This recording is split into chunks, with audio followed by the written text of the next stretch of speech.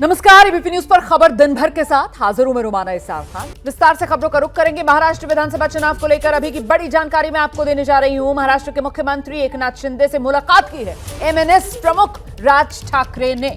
CM Shinde और राज ठाकरे के बीच ये जो मुलाकात है वो 30 मिनट तक चली है। दोनों नेताओं में महाराष्ट्र के कई मुद्दों को लेकर बताया जा रहा है चर्चा हुई है। एमएनएस मतलब महाराष्ट्र नवनिर्माण सेना, उसी के मुखिया हैं राज ठाकरे और राज ठाकरे की एकनाथ शिंदे से ये मुलाकात जो करीब 30 मिनट तक चली है। अब महत्वपूर्ण ये होगा कि क्या विधानसभा चुनाव में महायुति के साथ एमएनएस राज ठाकरे भी शामिल होने जा रहे हैं। इसी को लेकर सीधे आपको लेकर चलेंगे। हमारे साथ हमारे सहयोगी मृत्युंजय इस समय मौजूद हैं, उन्हीं से जरा जानकारी लेते हैं। क्या विधानसभा चुनाव में महायुति को एक और साथी मिलने जा रहा है मृत्युंजय?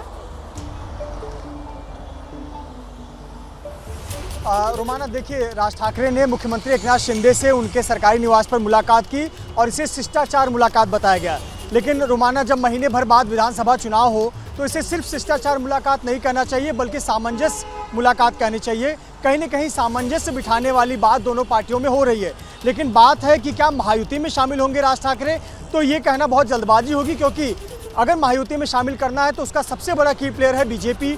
तो बिना बीजेपी के और बिना देवेंद्र फडणवीस या फिर केंद्रीय नेतृत्व के सहमति के बिना राज ठाकरे का महायुति में सीधे तौर पर लेना संभव नहीं है। तो हम यह तो नहीं कहेंगे कि इस समय महायुति में उनकी एंट्री हो रही है, बल्कि ये ज़रूर कहेंगे कि महायुति से सामंजस्य बिठाने के कवायद जरूर है। शिष्टाचार बैठक तो पिछले अगस्त महीने भी हुई थी। 3 अगस्त को भी राज ठाकरे और सीएम शिंदे की मुलाकात हुई थी। अब सितंबर का महीना है, सितंबर महीने में एक बार फिर मुलाकात हो रही है। और मुलाकात के ठीक बाद राज ठाकरे अपने घर गए हैं शिव तीर्थ पर, और वहाँ पर मनसे पदाधिकारियों नेताओं की बैठक ले रहे हैं।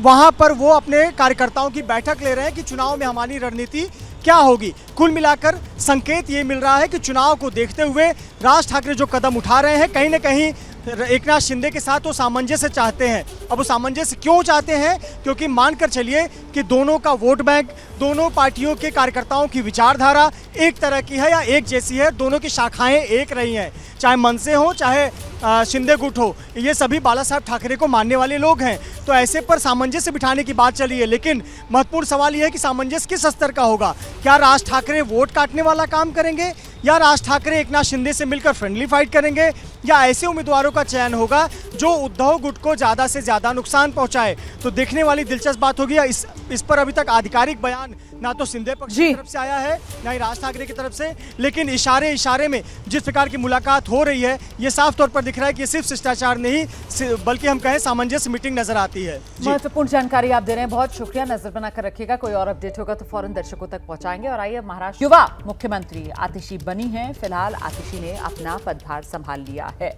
आतिशी की तरफ से बार बार इस बात को दोहराया जा रहा है कि उन्होंने ये जो जिम्मेदारी है वो सिर्फ चंद महीने के लिए ली है अपने कंधों पर, क्योंकि उनका मिशन सिर्फ एक ही है कि 2025 जब अगले साल दिल्ली में विधानसभा चुनाव हो तो फिर पार्टी को दोबारा सत्ता में पहुंचाया जाए, ताजपोशी दोबारा से सीएम के तौर पर अरविंद केजरीवाल की करवाई जाए। बार बार इस बात को आतिशी दोहराती हुई नजर आ रही हैं। तो ये दिल्ली के नई मुख्यमंत्री आतिशी, अपना कार्यभार संभाल लिया है आतिशी ने। कोई बड़ा फेरबदल देखिए दिल्ली सरकार में नहीं किया गया इस रूप में कि जो पिछली अरविंद केजरीवाल सरकार में मंत्री थे कमोबेश उन्हीं को दोहरा दिया गया है, जिसमें गोपाल राय, सौरभ भारद्वाज, कैलाश गहलोत, इमरान हुसैन के नाम हैं और नए चेहरे के तौर पर मुकेश अहलावत को जगह दी गई है। तो जो जातीय समीकरण है उनका पूरा ख्याल रखा गया है दिल्ली सरकार में, आतिशी की इस कैबिनेट में। और मुख्यमंत्री के तौर पर चेहरा आतिशी का, जिन्होंने अब से कुछ देर पहले अपना कार्यभार संभाल लिया है। कुछ राजनीतिक विश्लेषकों का मानना है कि आतिशी के सिर पर यह कांटों का ताज है जो सजाया गया है, क्योंकि समय उनको कम मिलेगा। और ऐसे में आतिशी की तरफ से क्या कहा जा रहा है, जरा सुना देते हैं आपको। सरकार चलाओ। भगवान श्री राम ने अपने पिताजी द्वारा दिए गए एक वचन को निभाने के लिए 14 साल का वनवास स्वीकार किया। इसीलिए हम भगवान श्री राम को मर्यादा पुरुषोत्तम कहते हैं। उनकी जिंदगी हम सबके लिए मर्यादा और नैतिकता की एक मिसाल है।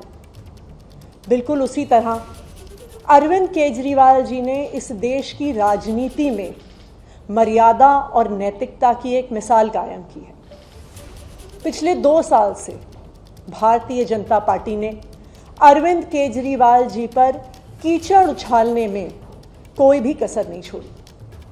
उन पर झूठे मुकदमे लगाए, उनको गिरफ्तार किया, उनको 6 महीने तक जेल में रखा।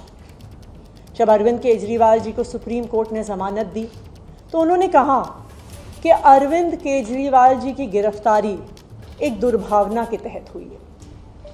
शायद कोई भी और नेता होता तो मुख्यमंत्री की कुर्सी पर बैठने से पहले 2 मिनट भी नहीं सोचता, लेकिन अरविंद केजरीवाल जी ने कहा कि मैं तब तक मुख्यमंत्री की इस कुर्सी पर नहीं बैठूंगा जब तक दिल्ली के लोग उनकी ईमानदारी पर भरोसा नहीं दिखाते, और उन्होंने मुख्यमंत्री पद से इस्तीफा दे दिया। लेकिन दिल्ली के मुख्यमंत्री की कुर्सी, ये कुर्सी अरविंद केजरीवाल जी की है। मुझे पूरा भरोसा है कि फरवरी में 4 महीने में जो आने वाले चुनाव हैं, दिल्ली के लोग अपने प्यार के साथ, अपने आशीर्वाद के साथ, अपने भरोसे के साथ फिर से अरविंद केजरीवाल जी को मुख्यमंत्री की कुर्सी पर बैठाएंगे। तब तक ये कुर्सी इसी कमरे में रहेगी, अरविंद केजरीवाल जी का इंतज़ार करेगी। धन्यवाद।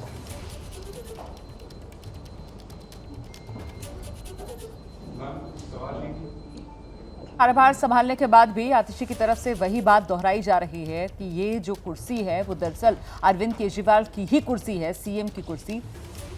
केजरीवाल के लिए ही कुर्सी खाली छोड़ी है और देखिए किस तरीके से उस कुर्सी पर आतिशी बैठी हुई नजर नहीं आ रही। जो मुख्यमंत्री की कुर्सी है उस पर आतिशी बैठी हुई नजर नहीं आई और बराबर में एक और कुर्सी रखी हुई थी जिस पर आतिशी बैठी और उन्होंने हस्ताक्षर किए और अपना कार्यभार संभाला है। केजरीवाल के लिए सीएम की कुर्सी खाली रखी हुई है। इस कुर्सी को अरविंद केजरीवाल का इंतजार है, यह कहना है आतिशी का। दिल्ली मुख्यमंत्री दफ्तर की ये तस्वीरें आपके सामने हैं जहां पर सीएम वाली कुर्सी जो है उस पर आतिशी नहीं बैठी हैं। सीएम वाली कुर्सी के बराबर में एक दूसरी कुर्सी आतिशी की तरफ से रखी गई है और उस पर वो बैठी हुई हैं। और राजनीति जिसमें प्रतीकों की अपनी जगह और बड़ा महत्व होता है, उसी लिहाज से एक बड़ा सियासी संदेश जो यहां पर आतिशी की तरफ से दिया जा रहा है। सीधे आपको लेकर चलेंगे, हमारे साथ हमारे सहयोगी दीपक रावत इस समय मौजूद हैं। दीपक, ये तो मुख्यमंत्री वाली कुर्सी पर भी नहीं बैठ रही हूं मैं, बराबर में एक और कुर्सी रखी हुई है मुख्यमंत्री के दफ्तर में, उस कुर्सी पर बैठी हुई है और कह रही है केजरीवाल के लिए कुर्सी खाली छोड़ दी है। ये आखिरकार आम आदमी पार्टी और ये सरकार के चेहरे में तब्दीली सीएम के तौर पर सीधे सीधे ये तो लग रहा है 2025 चुनाव प्रचार में आम आदमी पार्टी जुट गई है। रोमाना, पहले दिन की तस्वीर नहीं समझ लीजिए। पहले दिन भी जब किसी ने इस्तीफा जब अरविंद केजरीवाल का हुआ था देने वो गए थे और मुख्यमंत्री के तौर पर नए चेहरे का नाम राज्यपाल को सौंपना था, तो उस दिन भी भले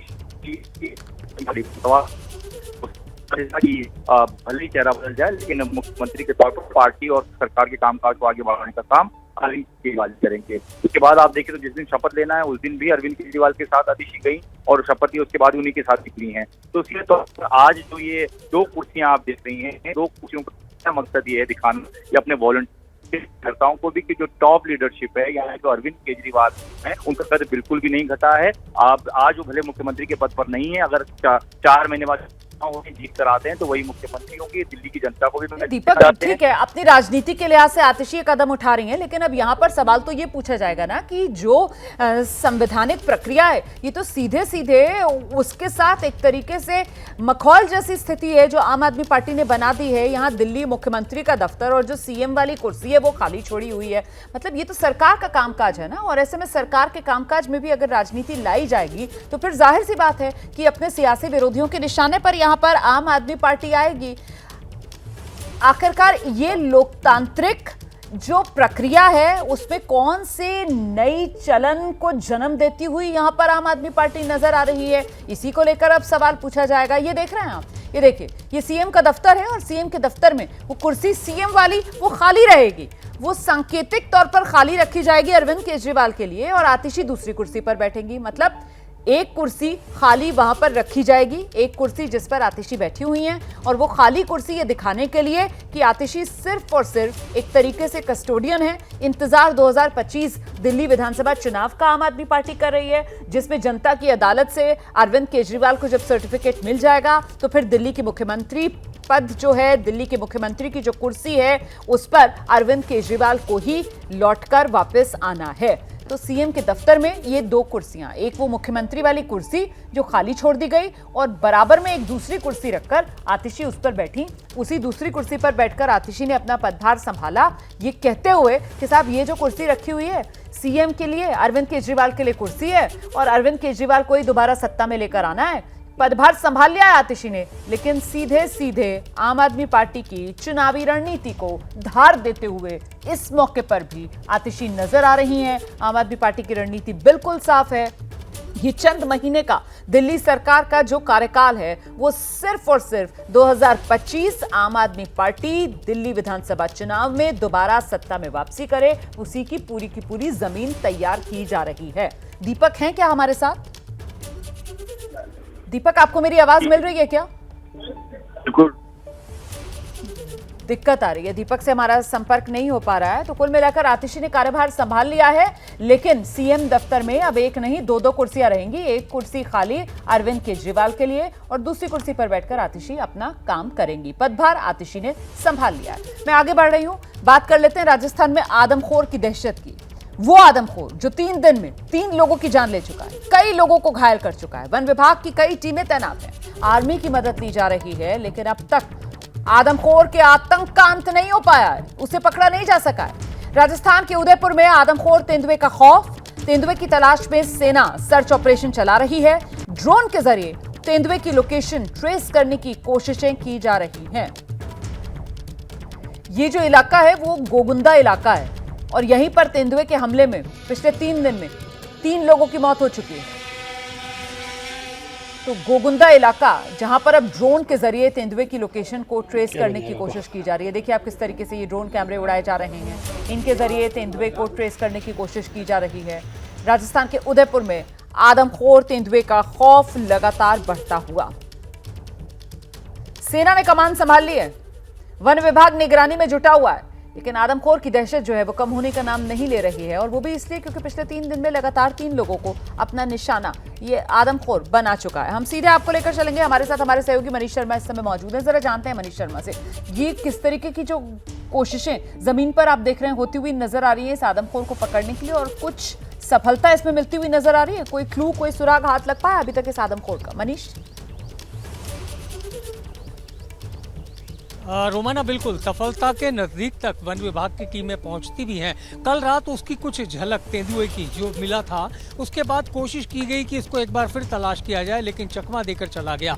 कुल 6 जगह पर पिंजरे लगाए गए हैं और आपने जैसा बताया सेना की मदद ली जा रही है। सेना के ड्रोन लगातार उड़ रहे हैं, 2.5 घंटे तक लगातार उड़ पाते हैं सेना के ड्रोन, और नाइट विजन भी रहता है, इसलिए सेना की मदद ली गई। इसके अलावा जोधपुर, पाली और जालौर समेत कई जगह से एक्सपर्ट्स की टीम बुला ली गई है। सबसे बड़ी बात रोमाना कि 3 तो गोगुंदा में आदमखोर ने अब तक लोगों की जो जान ली है। इसके अलावा लगभग 12 दिन पहले इसी आदमखोर ने झाड़ोल में भी एक महिला पर आक्रमण किया था और उसकी मौत हो गई थी। तो लगातार इस आदमखोर की गतिविधियां बढ़ी, उसके बाद इसने झाड़ोल का इलाका छोड़ा।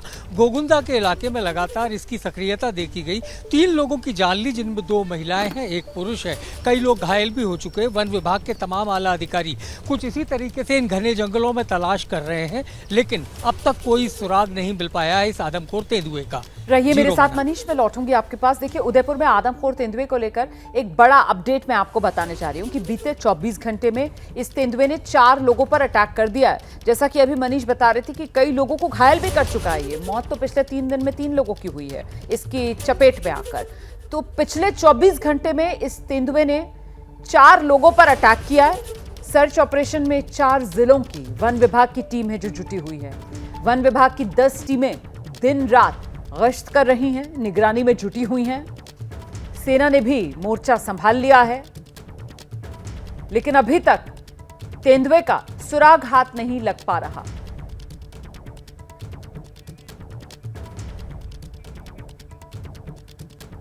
तो गोगुंदा का इलाका है ये। आदमखोर तेंदुए ने 3 लोगों को बीते 3 दिन में मौत के घाट उतार दिया है और बीते 24 घंटे में 4 लोगों पर अटैक किया है। तेंदुए की दहशत लोगों में किस कदर है, स्थानीय लोगों की जुबानी ही सुनिए। डर का माहौल है का हमारा बच्चा कोई भी घास लेने के लिए अकेले जंगल में और पाली में अपने मवेशी के लिए घास लेने के जाने के लिए बहुत परेशानी है।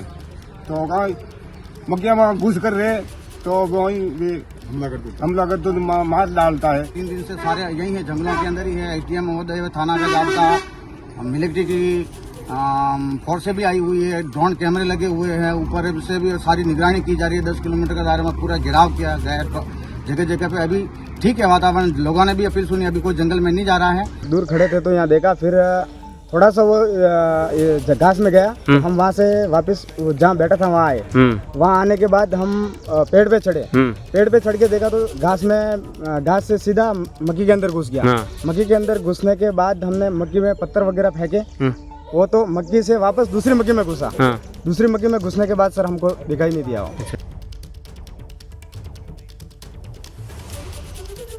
तो आदमखोर को पकड़ने के लिए अब सेना ने कमान संभाल ली। नमस्कार, बहुत स्वागत आप सभी का। आप देख रहे हैं खबर दिन भर और आपके साथ मैं हूं पूजा सचदेव। नमस्कार, मैं हूं आपके साथ दीपा बाफिला। आगे आपको देश दुनिया की तमाम बड़ी खबरें दिखाएंगे। और चलिए अब आगे बढ़ेंगे। बड़ी खबर आपको दे, हिमाचल में कर्ज पर सोनिया गांधी पर बरसी है कंगना रनौत। कांग्रेस सरकार कर्ज लेती है, कर्ज लेकर सोनिया की गोद में डाल देती है। ये शब्द कंगना रनौत के। कहा कि कांग्रेस कर्ज लेकर सोनिया की झोली भर रही है। सोनिया ने राज्य के खजाने को खोखला कर दिया। कंगना रनौत का ये बयान हिमाचल में कर्ज को लेकर कहा कि सोनिया को कर्ज दे देती है, उनकी झोली भर देती है। कांग्रेस हिमाचल पर कर्ज चढ़ा रही है। क्या कहा कंगना रनौत ने, सुनिए। ये इस तरह से मैं कहूंगी कि पूरी तरीके से किस तरह से हिमाचल को बर्बाद किया जाए उसकी जैसा लगता है कोई साजिश या रणनीति बनाई हो। यहाँ पे ये अपना जो है लोन लेते हैं और जाके सोनिया जी की गोद में ये डाल देते हैं और उस तरह से उनकी झोली भर रहे हैं। तो बिल्कुल खोखला हिमाचल को कर दिया है, इतनी दुर्दशा हिमाचल की कर दिया और अब उनके बच्चों पे भविष्य पे कुल्हाड़ी मारती है। तो ये देख के बहुत दुख होता है। बीजेपी सांसद कंगना रनौत के बयान पर कांग्रेस पार्टी का पलटवार भी आ गया है। कंगना अपना बयान वापस ले, ये कहा है विक्रमादित्य सिंह ने। उन्होंने कहा कि बयान वापस ना लेने पर मानहानि का दावा करेंगे, ये भी बात उनकी ओर से कही गई है। सोनिया के खिलाफ बयान दुर्भाग्यपूर्ण है, प्रतिभा सिंह ने भी ये कहा गया। तो कंगना ने जो बातें कही वो बातें आपने सुनी और उसके बाद कांग्रेस पार्टी का पलटवार इसको लेकर, और कांग्रेस ने ये कहा है कि कंगना रनौत अपना बयान वापस ले, ये विक्रमादित्य सिंह ने कहा। और साथ ही उन्होंने ये भी कहा कि बयान अगर वापस नहीं लिया तो मानहानि का दावा करेंगे और सोनिया के खिलाफ बयान दुर्भाग्यपूर्ण है, प्रतिभा सिंह ने कहा कि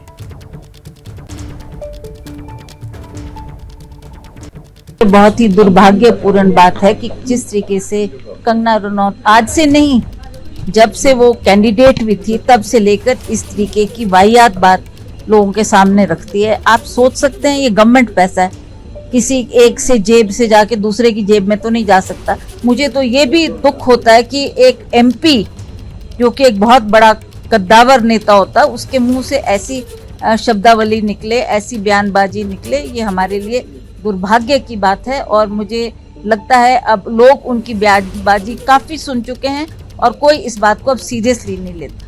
अगर कंगना जी ने इस बयान को वापस नहीं लिया तो हम उनके ऊपर मानहानि का दावा ठोकेंगे। इस तरीके का बयान देना कि यहाँ से ये पैसा सोनिया गांधी जी को जा रहा है, ये डेफेमेटरी है और हम इसकी कड़ी शब्दों में निंदा करते हैं।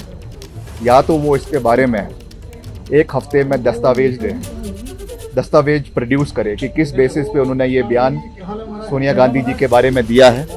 अगर वो 1 हफ्ते में नहीं देती हैं और माफ़ी नहीं मांगती है सोनिया गांधी जी से, तो हम उनके खिलाफ क्रिमिनल डेफेमेशन का केस जो है वो शिमला के अंदर करेंगे।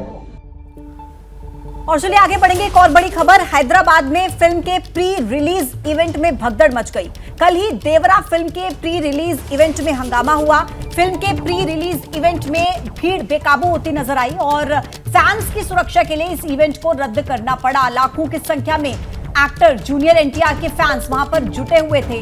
जूनियर एनटीआर ने वीडियो जारी कर हालांकि अपने फैंस से माफी भी मांगी है, लेकिन भगदड़ का माहौल और उसी वजह से ये जो इवेंट था ये कैंसिल करना पड़ा इन लोगों की सुरक्षा को देखते हुए। देखिए किस तरीके से लोगों की भगदड़। 22 सितंबर 2024 का ये वीडियो, जब लोग मूवी के प्री रिलीज इवेंट में पहुंचे थे और उसी समय हजारों की संख्या में लोगों की यहां पर भगदड़ मचनी शुरू होती है और सुरक्षा के लिहाज से इस इवेंट को वहां पर कैंसिल करना पड़ा। हालांकि बाद में सोशल मीडिया के जरिए एक्टर की तरफ से इस इवेंट को कैंसिल करने के लिए माफी मांगी गई। तो 27 सितंबर को ये film Devraj, junior NTR, Saif Ali Khan, Janhvi Kapoor starrer release होने वाली है 27 तारीख को। उससे पहले प्री रिलीज का जो इवेंट रखा गया उसमें किस तरीके से भगदड़ मची है, यह हैदराबाद की तस्वीर आपको हम दिखा रहे हैं। वहाँ पर बहुत बड़ी संख्या में जो समर्थक, जो प्रशंसक, वो यहाँ पर पहुंचे हुए थे। देवरा फिल्म के प्री रिलीज इवेंट में ये भगदड़ की सिचुएशन, वहीं की तस्वीर आप देख रहे हैं। बहुत बड़ी संख्या में फैंस यहाँ पर पहुंचे, इकट्ठा हुए और उसी दौरान ये भगदड़ की बात सामने आ रही है।